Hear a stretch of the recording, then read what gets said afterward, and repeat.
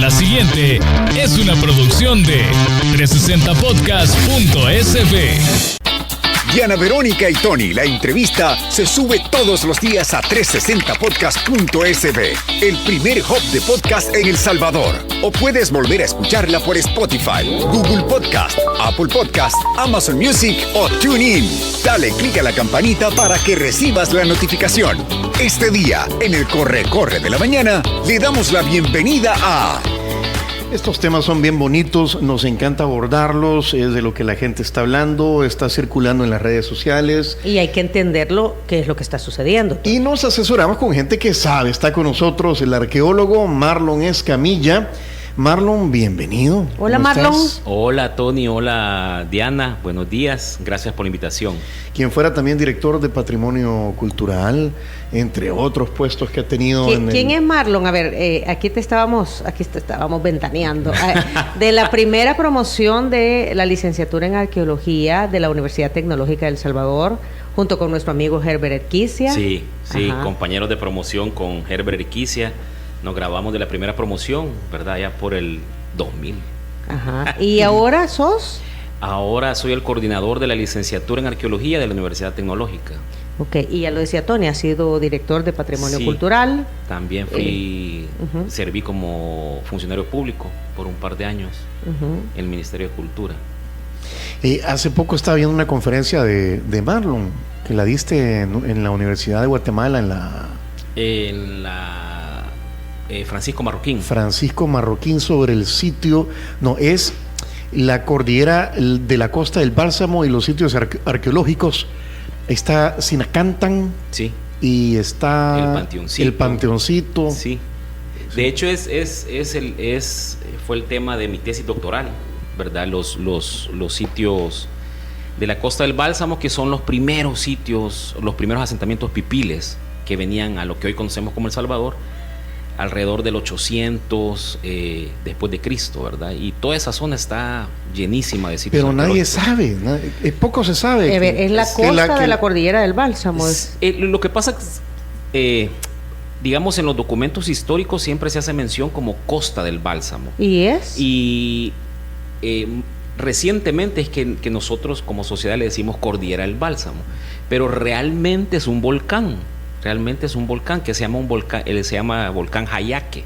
Entonces, si se dan cuenta, la topografía es bien irregular, ¿verdad? Pero es porque por tiempos geológicos se ha venido erosionando toda esa ceniza y ha quedado parte de ese volcán, que es del Cuaternario, uno de los volcanes más antiguos que tenemos en el país. O sea, la cordillera del Bálsamo en realidad es un volcán. Es un volcán, exactamente. Toda la zona de Tamanique. Toda esa zona son las faldas de ese volcán. Y si ven una imagen aérea, una imagen satelital, lo que la gente conoce como la cumbre, que digamos es la carretera que uno agarra para ir a Comasagua, uno realmente va en parte del anillo del antiguo bordeando. Volcán. Exacto, bordeando. Y el peñón, entonces, el peñón de Comasagua. El peñón de Comasagua es es parte digamos, del cuerpo volcánico de este volcán de Jayaque. Mira, y ese volcán Jayaque. Volcán Jayaque. ¿Y este podría entrar en actividad? No creo. Ya no. No te digo porque yo vivo en Santa Tecla, a un lado, no va a quedar ahí sepultada. Es más fácil que el de San Salvador o el de San Salvador, o la caldera de Ilopango. O caldera de Ilopango, que cuando uno bucea en la caldera,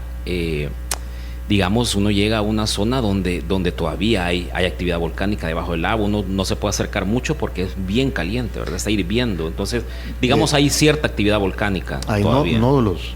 Hay nódulos también. Volcánicos. Exacto. Sí, bueno, aquí somos un país volcánico, ¿verdad? Tenemos aproximadamente 62 volcanes, de los cuales 25 se consideran activos. Y bueno, también según... 62 en este territorio, sí. Imagínate que entraran en actividad. Y bueno, y pueden... 31 de diciembre, como nada. Ajá. Bueno, y precisamente de la caldera de Ilopango vamos a hablar hoy, porque no sé si tiene relación directa con estos hallazgos de un asentamiento humano precolombino en la zona entre Tonacatepeque y Soyapango. Sí. Tú no has podido ir todavía porque la zona está, digamos, vedada, ¿verdad? pero ya Hoy me desayuné de que lo que habían encontrado la semana pasada ya se lo robaron.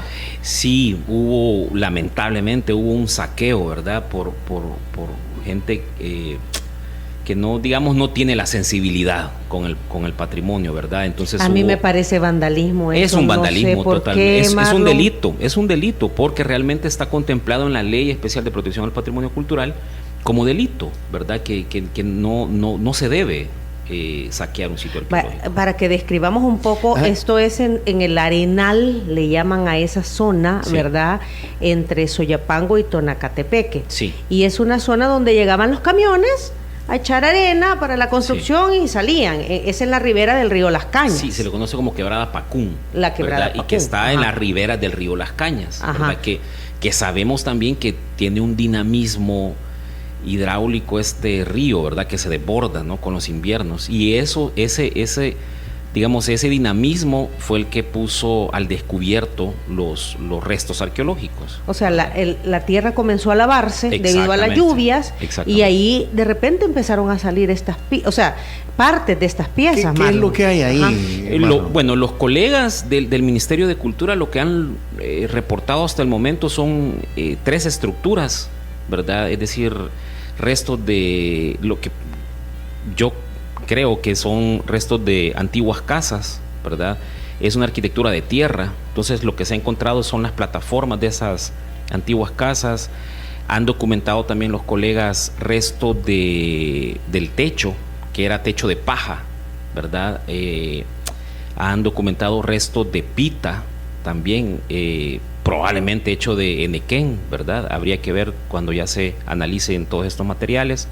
Se ha encontrado material cerámico, material lítico como piedras de moler, y las mazorcas. Las mazorcas, creo que de los hallazgos más interesantes es todos estos materiales paleobotánicos que se han documentado, ¿verdad? Como las mazorcas, restos de semillas que como no se han hecho todavía estos análisis, pero probablemente pueden ser de semillas de cacao, ¿verdad? Y es una conservación increíble la que tienen estos materiales, ¿verdad? Es un hallazgo, yo me atrevo a decir, después del hallazgo de Joya de Serén en 1976, es decir, casi 46 años, ¿verdad? Casi 50 años después, yo me atrevo a decir que este hallazgo es de los hallazgos más importantes para nuestro país y para la región mesoamericana. ¿Por qué? Porque estamos probablemente ante un asentamiento doméstico, ¿verdad?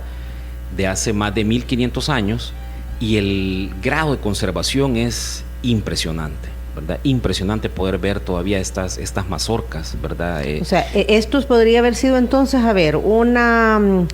un conglomerado de viviendas, Marlon, de la gente común y corriente. Sí, probablemente es una pequeña aldea, ¿verdad? Una pequeña aldea. Es muy temprano también para hacer eso, sí, pero pues se puede empezar a plantear hipótesis, que es lo que nosotros hacemos en arqueología, y luego comprobarlas con las investigaciones. Pero sí, probablemente sea una pequeña aldea, ¿no? ¿Cómo se ha conservado? ¿Qué le cayó encima para que se conservara? Muy probablemente este asentamiento fue soterrado por la tierra blanca joven. Se le conoce a la ceniza que depositó la caldera de Ilopango, ¿verdad? Lo soterró, ¿verdad? Y irónicamente fue lo que permitió conservar estas estructuras, ¿verdad? Y todos estos materiales. El fechamiento de la deposición de la TBJ, hay varios fechamientos. La TBJ, Marlon, perdón. Tierra Blanca Joven, perdón. Que así se le conoce. La TBJ. Que ahí me dejaste buscando sí, señal. Perdón, Tierra Blanca Joven, ¿no? Es como se le conoce a la ceniza que depositó, digamos, la última erupción que tuvo en Caldera Ilopango. Hace 1500 años. Sí, hay par de fechamientos. Digamos, de los más recientes es el que hace Robert Dull, y lo fecha para 536 después de Cristo. Luego hay uno más reciente, del 2020, que lo publica Smith de la Universidad de Oxford, para el 431 después de Cristo. Andan más o menos. Ah, sí, ¿verdad? Bueno, en arqueología ya 100 años es bastante, pero digamos en un aproximado hace unos 1500 años, ¿verdad? Se soterró. Y esa erupción del volcán, del lago de lo que ahora es el lago de Ilopango, Sí. la caldera, de Ilopango, ajá. ¿Qué tan catastrófica o mega trancazo? Sí, fue una mega erupción, ¿verdad? Entiendo que fue una erupción hidromagmática, que es cuando el magma hace contacto con agua y cuando eso sucede son de las erupciones más violentas. Para que tengamos una idea de la erupción de Ilopango, se han encontrado partículas de la ceniza hasta Groenlandia. No significa que cayó la ceniza hasta Groenlandia, significa que la columna, ¿verdad?, de ceniza era tan alta, tan elevada, y con la fuerza eólica se fue llevando estas partículas. Así como vienen los polvos del Sahara. Exactamente, pero obviamente era una columna de ceniza enorme, ¿verdad? Entonces afectó, bueno, alrededor de, digamos, las localidades más cercanas al volcán. Podemos encontrar deposiciones de 30 metros de TBJ o tierra blanca joven, ¿verdad? Afectó, por supuesto, toda la parte oriental, central y occidental del Salvador y las otras regiones, ¿verdad? De Centroamérica, digamos. Uh-huh. Bueno, es catalogada una de las erupciones más violentas en los últimos 10.000 años en la historia geológica, digamos. Porque fue hidromagmática, dijiste. Uh-huh.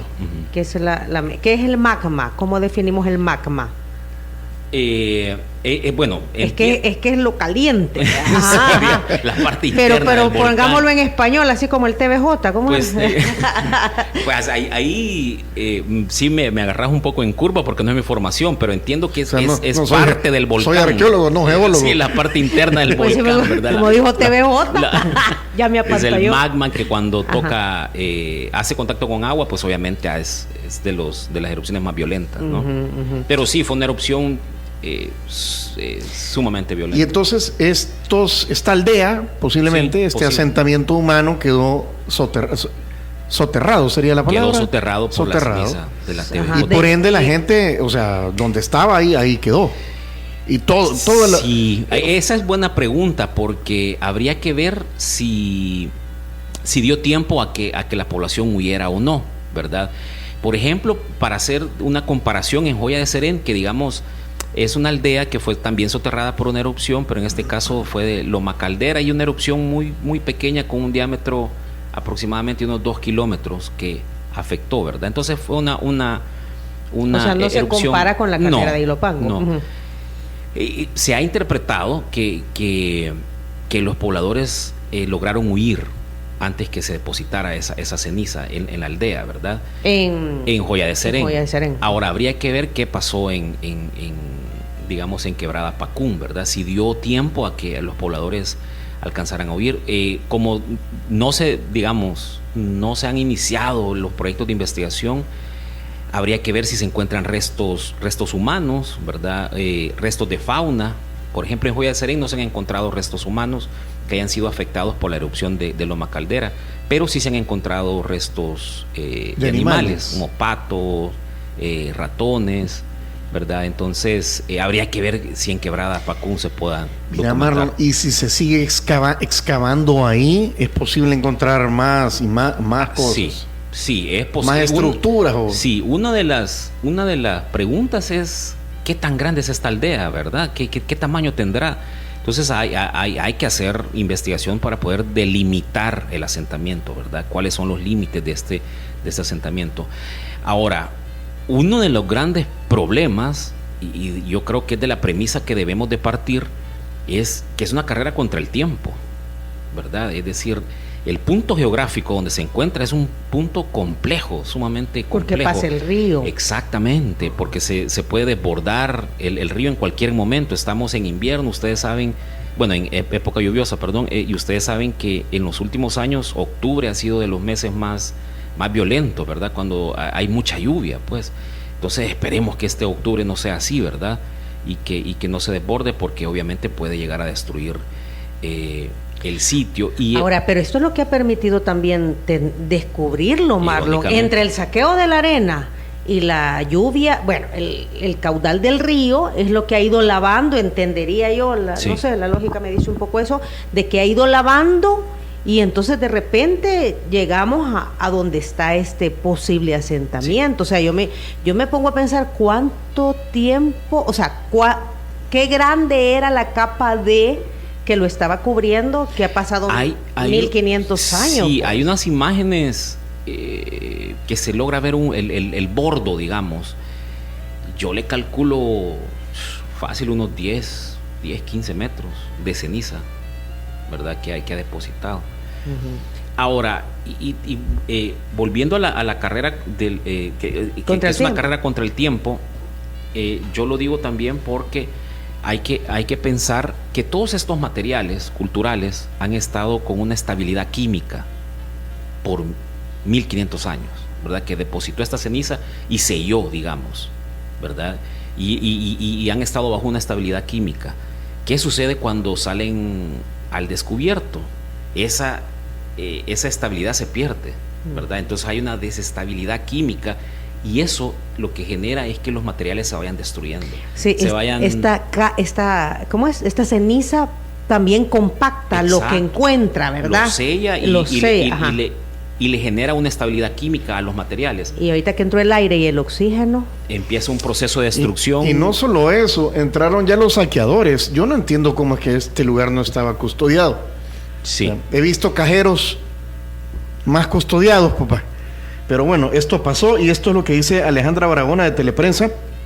Esto es del fin de semana. Del viernes. Creo que ya escucharon lo que sucedió en el posible asentamiento prehispánico entre Tonacatepeque y Soyapango, pues varios objetos visibles lo dañaron, lastimosamente. Ahí habían unas vasijas que estaban enterradas, las picaron, las dañaron, y según los residentes ese era el objetivo, simplemente dañar el lugar. Algunas cosas parece que sí las querían hurtar, por ejemplo esas que están en esa bolsa, parece que sí se las querían llevar. Eran unos objetos grandes de barro y una mazorca también que se mira ahí. Y es muy importante mencionar que con que te digan un asentamiento entre Tonacatepeque y Soyapango no te da la ubicación completa.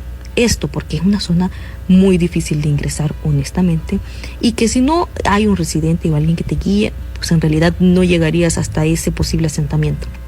Otro punto a mencionar es que parte de los residentes estaban felices de que las autoridades investigaran porque eso traía beneficios de alguna manera para ellos. Me decían de que si a futuro se investigaba y se declaraba algo turístico, para ellos era bueno porque podían poner hasta un supuestecito chiquito de algo y beneficiarse de eso. Y por último, la zona fue declarada de interés cultural en la Asamblea Legislativa el miércoles pasado, lo que significa que las personas que extraigan, dañen esa zona, están cometiendo un delito. Y las autoridades investigarán y darán con su paradero. Y yo me pregunto, ¿para qué quieres barro? ¿Para qué quieres esas piezas? No te van a servir de nada, es un delito. No lo puedes ni sacar porque las autoridades te van a investigar. Bueno, ahí está Alejandra Barahona, reportera, presentadora de Teleprensa también, que ha ido en un par de ocasiones. Sí. Se ve alto. Sí, el bordo de la ceniza. Y bueno, lamentable el hecho, ¿verdad? Definitivamente es un delito, como tú lo mencionabas, Diana. Ahí hay varias aristas, ¿no? Uno, digamos, es la falta de educación de los pobladores, ¿no? Que la curiosidad, que lamentablemente lo que genera es una destrucción al patrimonio cultural. Y ojo con esto también, aquí yo creo que una de las preguntas que hay que plantearse es ¿a quién le pertenece el patrimonio cultural? ¿Verdad? Son de estas preguntas que hay que discutirlas y mencionarlas, ¿verdad? ¿Quién es el dueño del patrimonio cultural? ¿Es el Estado?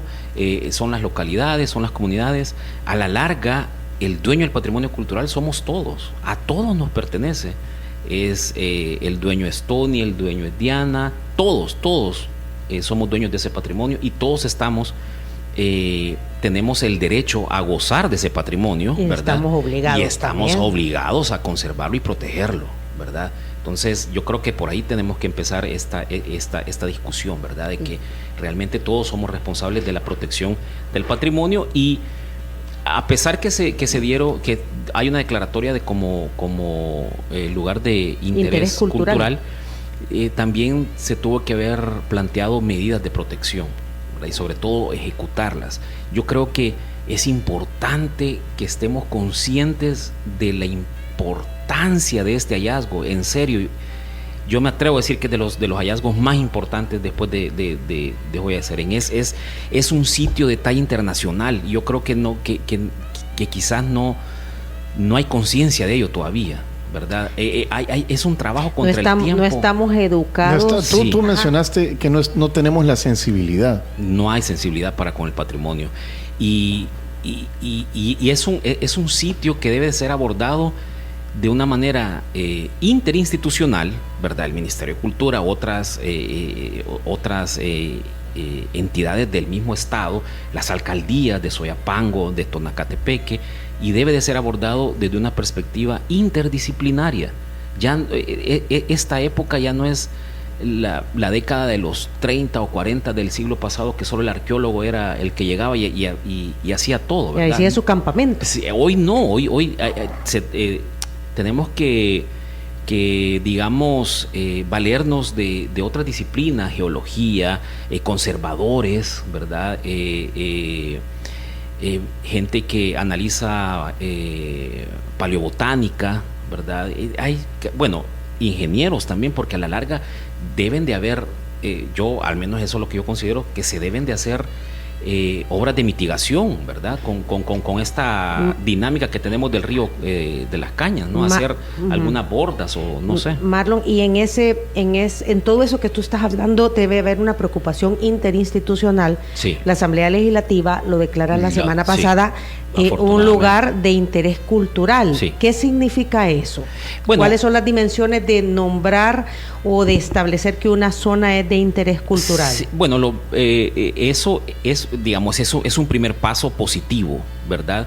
Porque ya en ese sentido se está declarando que sí es un sitio de importancia cultural, y que sobre esa declaratoria se pueden empezar a trabajar las medidas de protección para con el sitio, ¿verdad? Y obviamente ya más adelante generar investigación, ¿verdad? Yo creo que es una gran oportunidad la que tenemos hoy en día para investigar en este sitio. Es una oportunidad que difícilmente vamos a tener la edad para poder ver otro hallazgo de esta magnitud. Fíjate que yo te veo la cara a ti, la vehemencia con la que estás diciendo esto. Le vi la cara a Herbert Erquisi el sábado cuando nos llevó a ver los restos o el hallazgo de las fundaciones del no sé si era convento o monasterio de los dominicos ahí en el centro.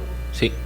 Que ahorita es un basurero con una ventana arqueológica. Una ventana arqueológica. Sí. Allí eran los cimientos de los cabildos frente a la Plaza Libertad. El antiguo cabildo frente a la Plaza Libertad. ¿Sabes qué encontramos? Encontramos que es un basurero. Imagínate. Que está cercado. Alrededor tiene varias cervecerías. Y habían unos conejos comiendo ahí. Les habían dado ahí comidita. Ahí en Pero ahí había latas, ahí habían botellas. Ahí había, o sea, yo le vi la cara a Herbert y era como, o sea, ¿qué es esto? O sea, ¿por qué? Cuando tú visitas... ahí aplica ese audio de Bob Esponja, ¿verdad? Sí. Y cuando tú visitas el Zócalo en México, también... el centro histórico de Ciudad de México, ves cantidades de ventanas arqueológicas. La gente llega y aprende con las ventanas arqueológicas. Hay cédulas donde tú puedes leer de lo que se trata. Y aquí lo que tú decís, ¿verdad? Lamentablemente un basurero. Un basurero. Sí, o sea, está totalmente descuidado. Pasó esto en la Asamblea Legislativa la semana pasada. Escuchamos a la diputada Suezy Callejas. Se ha aprobado el dictamen de la Comisión de Cultura y Educación en el que se ha declarado de una zona protegida al área en el que se ha encontrado un hallazgo arqueológico entre Tonacatepeque y Soyapango. Este decreto transitorio da un año mientras se hacen todas las investigaciones de parte del Ministerio de Cultura para proteger esta zona que se ha delimitado en más o menos 800 metros cuadrados. Se han encontrado 3 estructuras que están completas, hay otras estructuras que están incompletas, que datan de viviendas del más o menos un periodo clásico temprano, entre el 400 y el 600 después de Cristo. Es un lugar que tiene características muy parecidas a Joya de Serén y que probablemente quedó bajo ceniza volcánica de... Bueno, ahí está. Pero ya se robaron varias cosas. Eso sucedía el miércoles. Y a mí me gustó mucho algo que ella dijo. Que normalmente, Marlon, somos tan insensibles a este tema porque no tenemos el conocimiento de a lo que nos lleva a entender, ¿verdad? Lo que vamos descubriendo. Y ella dijo, miren, es que no son trastos viejos que están ahí, porque muchos dicen, ¿y qué importa? Aquí cada vez que han hecho excavación, unas mazorcas ahí todas quemadas. Cuando hay el montón de allá en Santa Elena, no nos vayamos lejos, que cuando empezaron a hacer las colonias encontraron vacías trastos viejos, ¿verdad? Y decía ella, no son trastos viejos, ¿verdad? Sí, ahora, ojo con eso también. Sí, hay gente que lo ve así, ¿no? Como trastos viejos, como tú decís. Pero ojo con eso también. Hay un mercado negro de digamos, de objetos arqueológicos. De objetos arqueológicos. Miren, el tráfico de bienes culturales es como el narcotráfico, en serio. Hay una red a nivel mundial increíble, ¿verdad? Y hay gente que quizás no sabe de la importancia, pero hay otra gente que sí, ¿verdad? Sabe de la importancia y sabe que eso puede generar mucho dinero en la venta cuando en los el mercado. exportan, exactamente, ¿verdad? Lamentablemente, ¿verdad? Y bueno, eso también es penado por la ley, ¿verdad? Y yo quería referirme ilícito. Precisamente a eso, porque el viernes, a raíz de que entre jueves y viernes fue vulnerado el lugar, el Ministerio de Cultura sacó un comunicado en donde dice que condena enérgicamente este vandalismo y alteración. Ya se están tomando medidas legales, el sitio es de gran importancia. Se recuerda a la ciudadanía que está prohibido el paso de vehículos y camiones para extracción de arena, los accesos al lugar están cerrados. Hacemos hincapié en que el tráfico de piezas, extracción y todo lo que implique daños al patrimonio constituye delito y está contemplado en el Código Penal y la Ley Especial de Protección al Patrimonio Cultural del Salvador. Es bueno que también las autoridades ya hayan declarado todo esto, es Marlon. positivo, es muy positivo. Yo entiendo que a raíz de esto ya hay vigilancia 724, ¿no? Como tuvo que haber sido desde un inicio, ¿verdad? Que esté vigilado este sitio, esté acordonado, ¿verdad? Y entiendo que es una zona difícil, pues, ¿verdad? Porque es una quebrada y ya sabemos las condiciones que eso genera. También colocaron cubiertas, entiendo, a los hallazgos, a ciertas estructuras también, para protegerlos, ¿no? Ya vamos a seguir conversando sobre las implicaciones de este hallazgo, ¿verdad? Ya volvemos.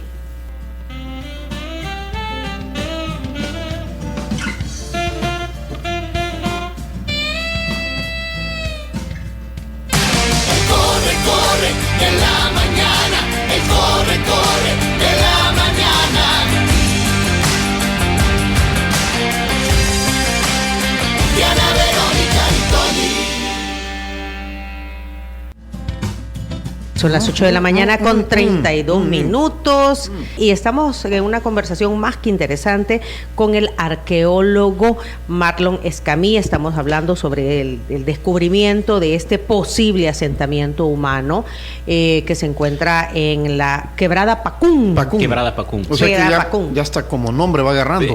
Sí, pero hasta el momento no hay un nombramiento oficial del sitio, ¿verdad? Que digamos el Ministerio de Cultura lo haría, pero digamos se le conoce como Quebrada Pacún y en arqueología se acostumbra a colocarle el nombre a los sitios arqueológicos, los nombres locales, ¿no?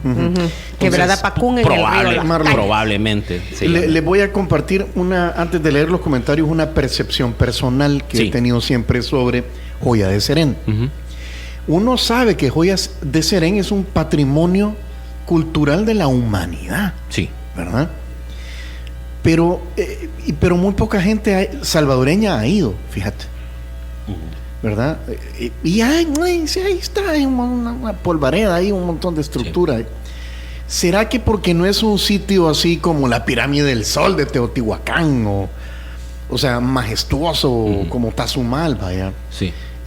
No le damos la importancia o no entendemos la relevancia que sí tiene para el mundo? Y podría pasar lo mismo con esto. Yo creo que no le damos la relevancia. Yo publiqué un artículo sobre esa situación de Joya de Serén. Digamos, es un patrimonio mundial, pero invisibilizado para los salvadoreños. Digamos, lo que tú decís, Tony, es tan cierto. Y yo recuerdo cuando publiqué ese artículo, busqué las estadísticas de las visitas. Por supuesto, el sitio más visitado es Tazumal, ¿verdad? El segundo era San Andrés y yo creo que el tercero o cuarto era Joya de Serén, ¿verdad? Entonces, Joya de Serén lamentablemente no existe en el imaginario de nosotros los salvadoreños. En la construcción identitaria no existe, ¿verdad? Es decir, no hay un mayor impacto del sitio dentro de nuestra sociedad, lamentablemente, porque es un sitio excepcional. Y yo siempre cuento esto. Cuando yo estudié fuera el doctorado, parte de las tareas era dar clases y te asignaban estudiantes, y el profesor que daba esa clase, que yo lo asistía, menciona dónde él cuando me presenta dice: Marlon Escamilla es arqueólogo salvadoreño, bla bla bla. Al final de la clase se me acerca un grupo de 5 o 6 estudiantes estadounidenses y me dicen: mira, me dice, ¿tú sos del Salvador? Y yo: sí. Mira, ¿y conoces Joya de Serén? Yo me quedé impactado. Yo: ¿y estos hipotes que saben de Joya de Serén? Y yo: sí. Le digo: ¿y tú cómo sabes? Me dice: porque para nosotros es lectura obligada el libro de Joya de Serén, que lo publicó Payson Sheets, que es quien investiga el sitio. Entonces ellos sabían toda la historia de Joya de Serén, ¿verdad? Yo decía: ¿por qué en El Salvador? Exacto, ¿por qué en El Salvador no, verdad? Mira, y tendrá que ver con que, a uno de chiquito, Tony, seguramente pasó contigo, y pasó contigo, Marlon, a uno lo llevaban a excursiones a Tazumal. Sí, claro. Y también a San Andrés. Sí. O sea, yo fui con el colegio. Y al museo también, al antiguo museo. Al Museo Nacional de Antropología. Ahora, era parte de tus estudios ir en una excursión y hacer el recorrido en Tazumal. Y yo también me acuerdo que del colegio nos llevaron a San Andrés, ¿verdad? Y te dan la explicación y todo lo demás. Yo no sé si por el tema de la violencia y todo esto, pues esto ya no se da, pero allí es donde te involucras. Y ¿sabes por qué? Tenés toda la razón, compañera. Tenés toda la razón, las excursiones. Pero te hice esa observación porque al parecer lo que han descubierto ahí en la quebrada del Pacún tiene que ver mucho con la vida cotidiana, que es lo que tú vas a aprender a Joya de Serén. Sí. Es arqueología doméstica, se le conoce, ¿no? A ese tipo de hallazgos, ¿no? Que nos hablan de la vida cotidiana de los antiguos habitantes, ¿verdad? Entonces sí, definitivamente Quebrada Pacún es un sitio que se debe de analizar desde la arqueología doméstica, ¿verdad? Y con mucha similitud con Joya de Serén, ¿verdad? Sí, que no eran sitios ceremoniales, no, como lo es San Andrés. Al menos lo que se ha descubierto hasta ahorita, ¿verdad? De repente. Como San Andrés o Tazumal. Exactamente. Que eran sitios para las ceremonias. ¿Cuál es la onda entonces con la vida cotidiana? O sea, que tú que has estado en Joya de Serén, acá lo interesante es que la mayoría de sitios arqueológicos, digo la mayoría, no todos obviamente, pero la mayoría de sitios arqueológicos en Mesoamérica, lo que tenemos son los grandes centros ceremoniales, las grandes ciudades. Tú vas a tierras bajas mayas, vas a Tikal, ¿verdad? O vas a ¿cómo se llama? Copán en Honduras, y son sitios ceremoniales, ¿verdad? Con arquitectura de otro tipo, ¿no? Ahora, Joya de Serén, lo particular es que es una aldea, ¿verdad? Una aldea que nos presenta la vida cotidiana. Antes de Joya de Serén no teníamos indicio en Mesoamérica sobre la vida. ¿Cómo era la vida de los normales? ¿Cómo vivían los mayas, ¿no? Que no eran parte de la élite de la época, exacto, ¿verdad? Entonces, no teníamos esos datos hasta que se descubre Joya de Serén. Y muy probablemente hoy este nuevo hallazgo también vaya sobre esa línea, ¿verdad? Que tenemos la oportunidad de conocer cómo era esa vida cotidiana, ¿verdad? En esta zona geográfica. Por eso es sumamente importante. Vaya, Marlon, pero te voy a hacer la pregunta, porque muchos vean, y a mí ¿de qué me sirve eso? Pues nos sirve de muchísimo, porque podemos aprender infinidad de cosas sobre las antiguas formas de vida, los antiguos pensamientos, y es parte de nuestra identidad como salvadoreños, ¿verdad? Nosotros, a la larga, la identidad es un constructo, ¿verdad? Construimos identidad. ¿Cómo construimos identidad? De diferentes formas. Una de ellas a través de nuestro pasado, ¿verdad? A través de nuestras raíces, ¿verdad? Entonces podemos aprender sobre, por ejemplo, formas de construir. Podemos aprender sobre dieta alimenticia. Podemos aprender sobre prácticas agrícolas. Por ejemplo, siempre se había digamos, lo que se conoce en Mesoamérica como la triada mesoamericana es el frijol, maíz y el ayote. Y siempre asumíamos que también consumían yuca, pero no existía un registro en todo Mesoamérica de restos de yuca hasta que se encontró en Joya de Serén. Se encontró hace un par de años, ¿verdad? Con las últimas excavaciones que hizo Payson Sheets se lograron encontrar restos de yuca. Por primera vez en Mesoamérica pudimos documentar en Joya de Serén que sí se consumía yuca. Entonces ven todos esos hallazgos que son importantes para la ciencia, ¿no? Para la disciplina, para entender esas formas antiguas de vivir. Imagínense todo lo que nos puede dar de datos este sitio, ¿no? En Quebrada Pacún. Y ahí tenemos, ojalá que tengamos para más de 100 años para hacer arqueología, ¿verdad? Es una oportunidad enorme la que tenemos. Aquí hay varias preguntas de la audiencia. Germán Hernández dice: ¿hay alguna ley que prohíbe el saqueo, venta en el mercado negro o posesión en colecciones privadas de piezas arqueológicas? Sí, la Ley Especial de Protección al Patrimonio Cultural prohíbe la compra y venta. Ahora, lo que sí permite es el coleccionismo, y son de los grandes vacíos que tiene esta ley, ¿verdad? Que uno puede coleccionar piezas arqueológicas siempre y cuando las registre y las documente ante el Ministerio de Cultura. Yo tengo mi terrenito y entonces ahí quise ampliar la casa y descubrí piezas arqueológicas. ¿Me las puedo quedar o tengo la obligación de informar? Tiene la obligación de informar al Ministerio de Cultura. Le da, según la ley, si mal no recuerdo, da hasta 5 días después del hallazgo. Usted tiene 5 días para poder informar a las autoridades competentes, que en este caso es el Ministerio de Cultura. O sea, esto que pasó en la Quebrada Pacún, si fuera un territorio privado, por ejemplo, si alguien lo descubre, tendría la obligación de informar al Ministerio de Cultura. Sí. Y el Ministerio de Cultura puede tomar posesión de eso. Sí. Hay formas. Y también no hay que tener, no hay que perder también, digamos, en nuestra ley, todo lo que se encuentra debajo del subsuelo le pertenece al Estado. Digamos, no es como, por ejemplo, Texas, ¿no? Que yo tengo un terreno y encuentro petróleo, es mío. No, ¿verdad? Todo lo que está debajo del subsuelo le pertenece al Estado. Entonces, en ese sentido, obviamente, hallazgos arqueológicos, pues el Estado. Son del Estado. Exacto. Son del Estado. Ok. Pero ¿cuál era la otra modalidad que tú decías? ¿Tú lo informás?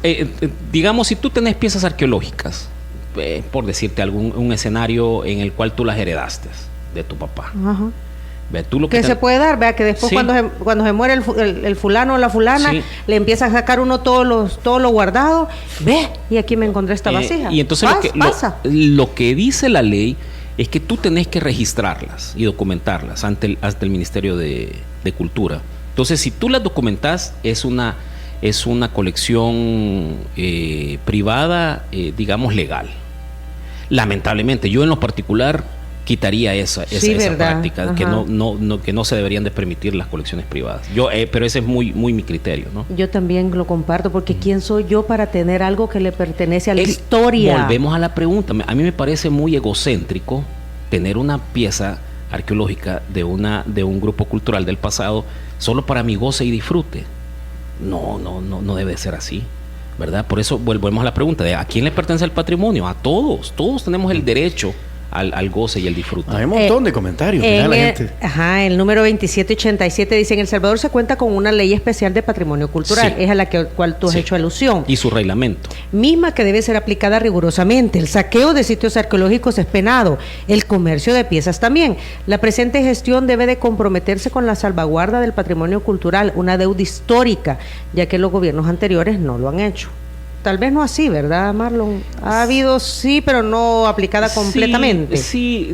Miren, es difícil, ¿verdad? Hablar de cultura en un país como el nuestro es difícil, porque lamentablemente es de los últimos ítems en la agenda política, ¿verdad? Lo cultural históricamente ha sido así, ¿verdad? Pero bueno, sí hay una ley y estamos obligados y llamados a cumplir esa ley.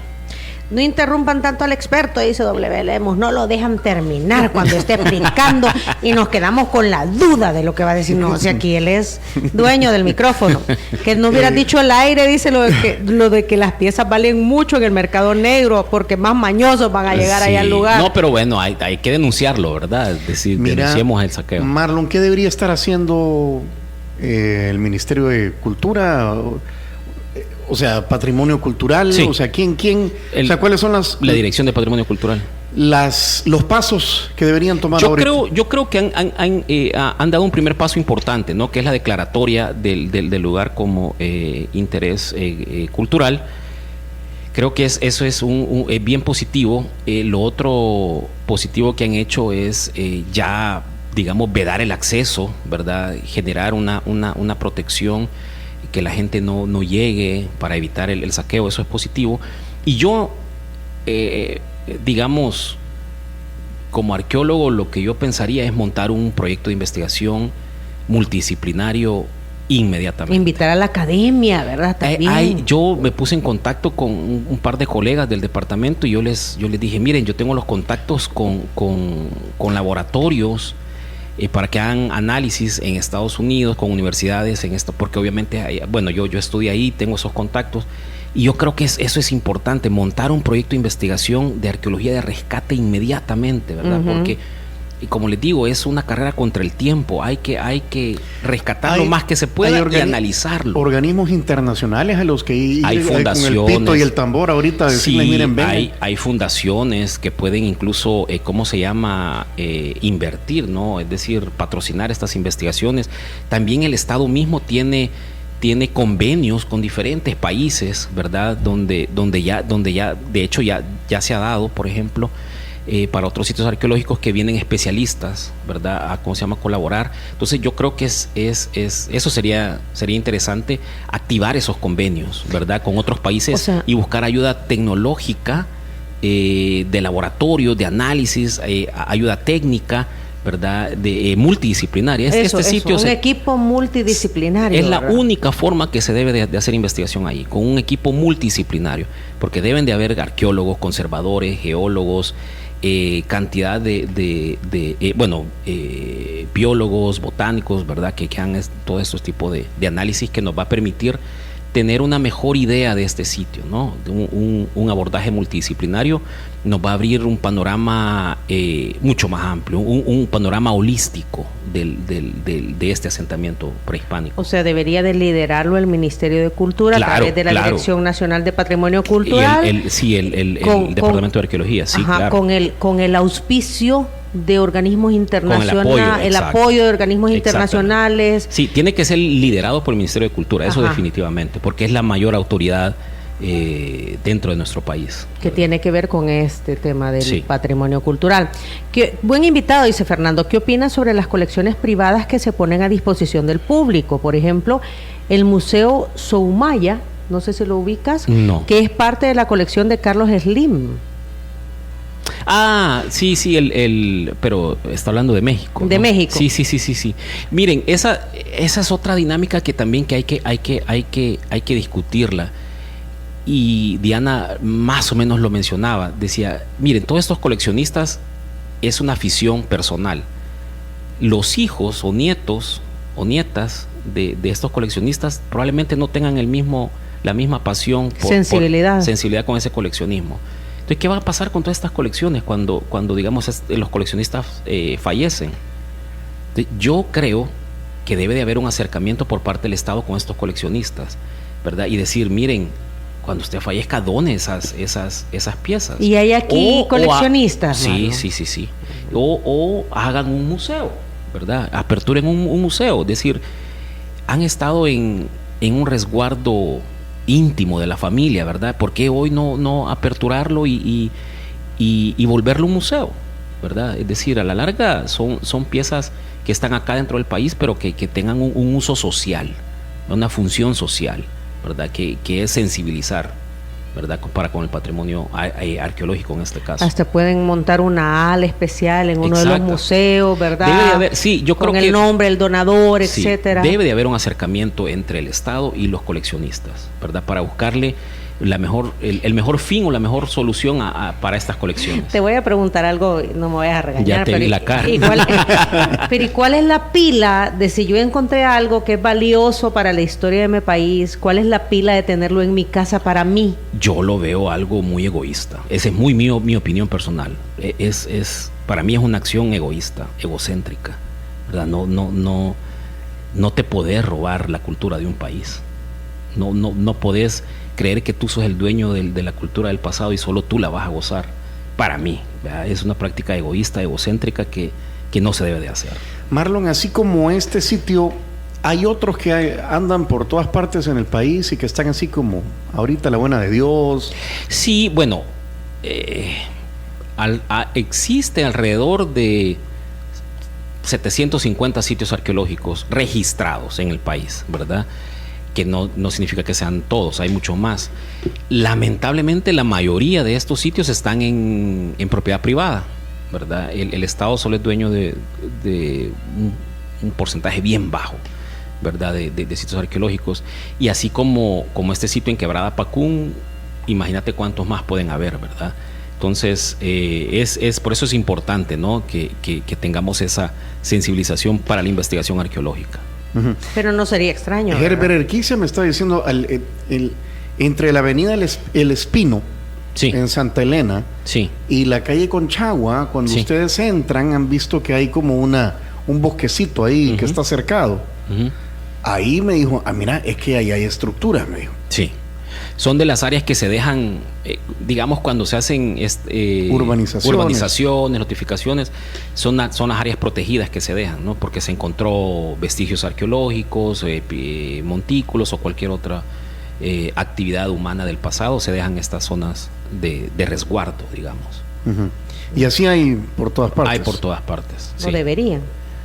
¿Cómo? O deberían. O deberían, exactamente. O deberían, porque ahí tenemos ¿Perdón? Vicente.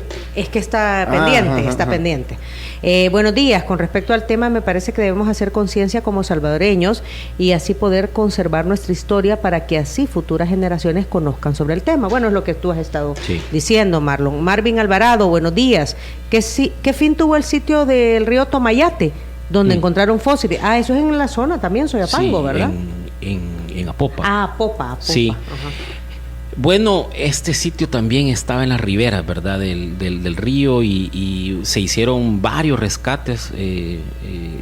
Colegas del Museo Nacional de Historia Natural hicieron varios rescates.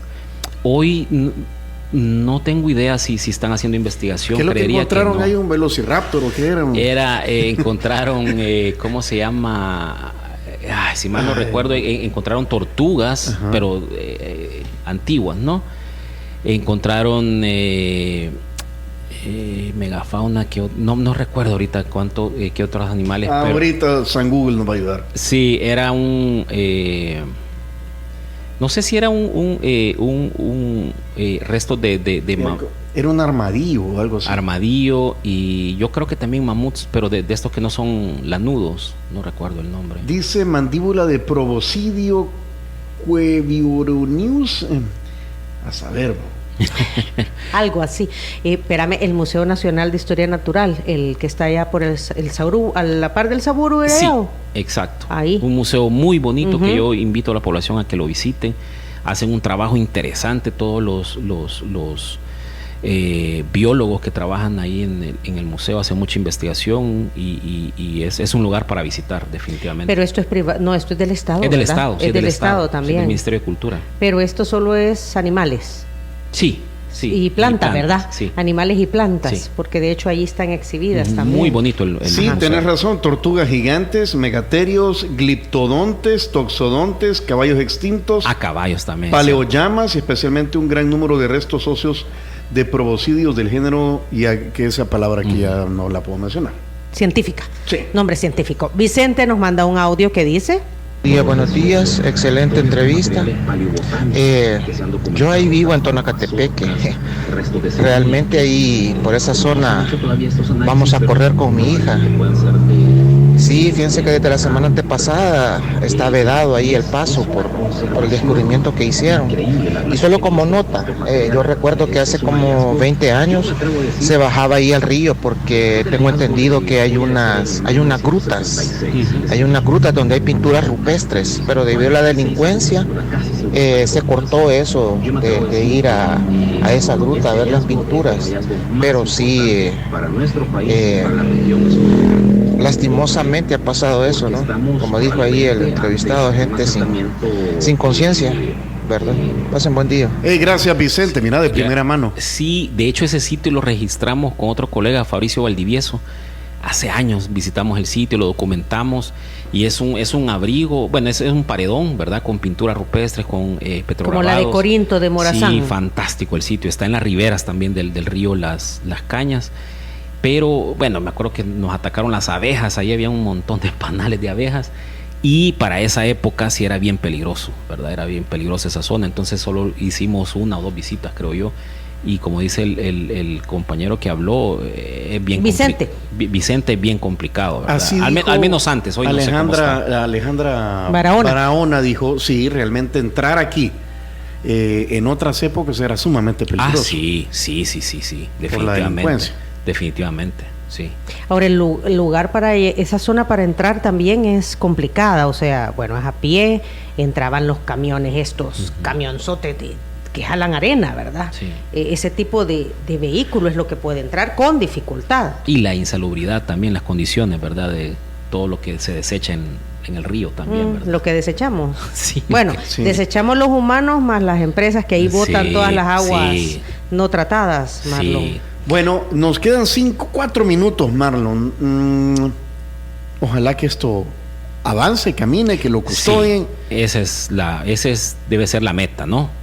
Que se investiguen, que estemos conscientes es uno de los hallazgos más, estamos evidenciando uno de los hallazgos más importantes, ¿verdad? De los últimos años, de las últimas décadas en nuestro país.